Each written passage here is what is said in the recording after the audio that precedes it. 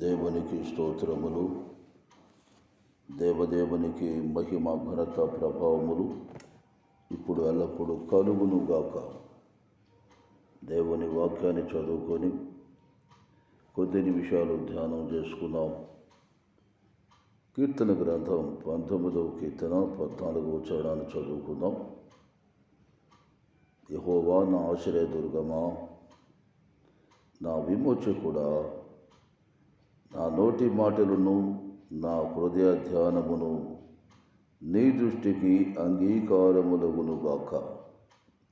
ప్రియులారా, దేవుని ఆశ్రయించి దేవుని ద్వారా విమోచించబడి వారు చెప్పే మాటలు, నా నోటి మాటలు నా హృదయ ధ్యానము నీ దృష్టికి అంగీకారములుగా ఉండాలయా అని అడ్బెడుకుంటూ ఉన్నాను. ప్రియులారా, నోటి మాటలు, మనం మాట్లాడే ప్రతి మాట,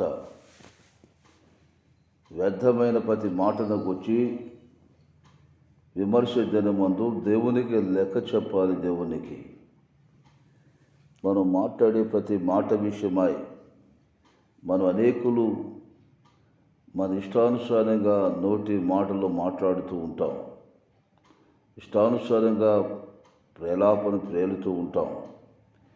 కానీ ఇక్కడ అంటాడు, నా నోటి మాటలు నా హృదయ ధ్యానాలు నీ దృష్టికి అంగీకారాలుగా ఉండాలయ్యా. మీరు అంగీకరించే విధంగా నా నోటి మాటలు, మీరు అంగీకరించే విధంగా నా హృదయ ధ్యానాలు, నా హృదయం, నా తలంపులు, నా ఊహలు, నా ఉద్దేశాలన్నీ మీకు అంగీకారంగా ఉండినట్లు, అనగా మీరు పరిశుద్ధులైన రీతిగా ప్రతిదీ కూడా పరిశుద్ధంగా, పవిత్రంగా, నిష్కలంకంగా, యథార్థంగా ఉండాలి. ఇది దావీదు యొక్క కోరిక. ఆ రీతిగా ఉండునట్లుగా చేయి అని మనవి చేస్తూ ఉన్నాడు. నాడు మన నోటి మాటలు, మనం మాట్లాడే ప్రతి మాట లెక్క చెప్పాలి దేవునికి.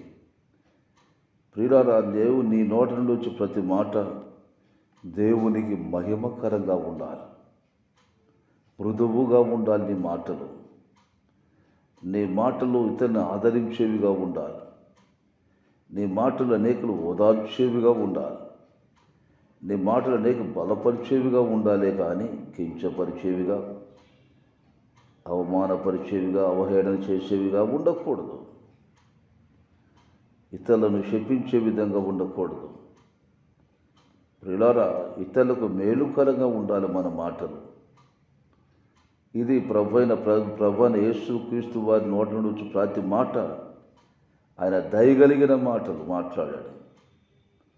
ఆయన నోటి నుంచి ప్రతి మాట కూడా ఇతరులకు మేలు కలిగించినాయి, ఇతరులకు దీవెన కలిగినాయి.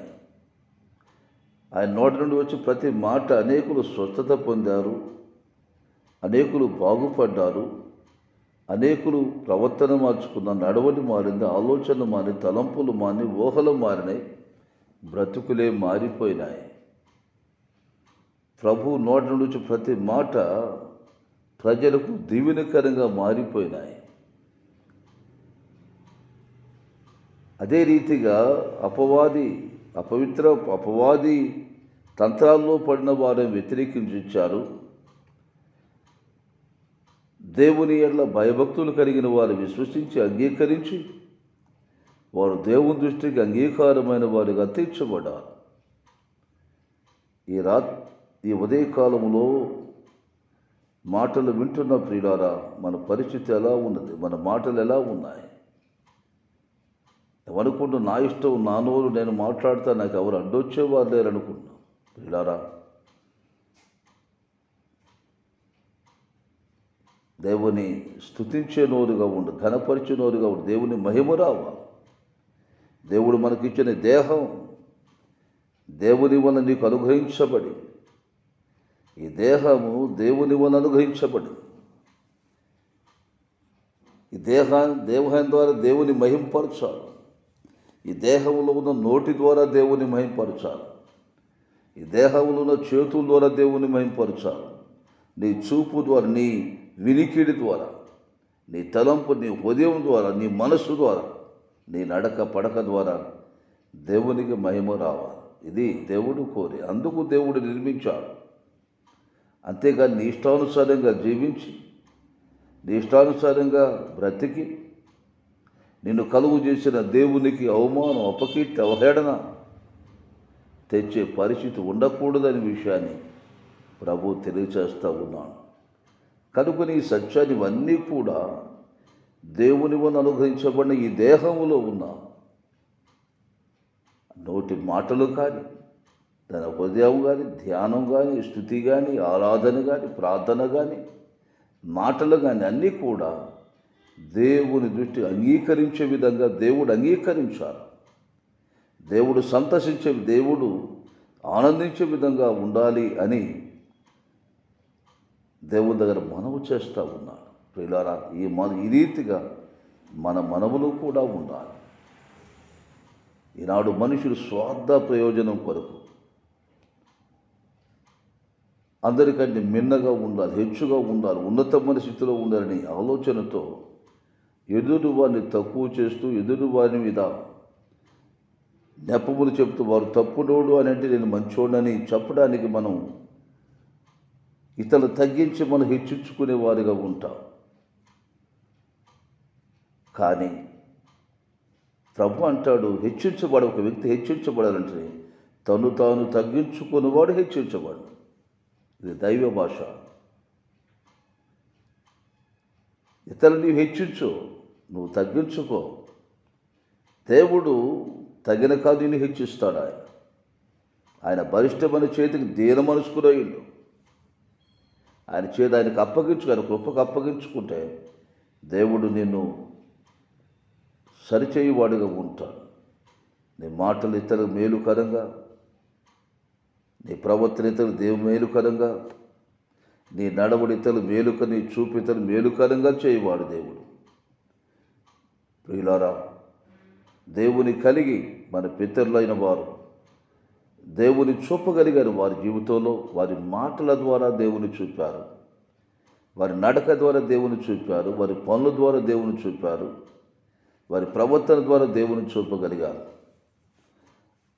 వారిలో దేవుని చూచిన వారు అంటూ ఉన్నారు, ఇదిగో దేవుడితను తోడై ఉన్నాడు, దేవుడితనితో ఉన్నాడు, కనుకని ఇతడు చేయనదంతా దేవుడు సఫలం చేస్తూ ఉన్నాడు. తమ యజమానులకు మేలుకరంగా ఉన్నారు, తమ యజమానులు దీవెనకరంగా ఉన్నారు. వారు నువ్వెలా ఉన్నావు? ఈ మాటలు వింటున్నావు ప్రియ సోదరి సోదరులారా, దేవునికి మహిమకరంగా ఉన్నావా? దేవుని కనపరచగలుగుతున్నావా?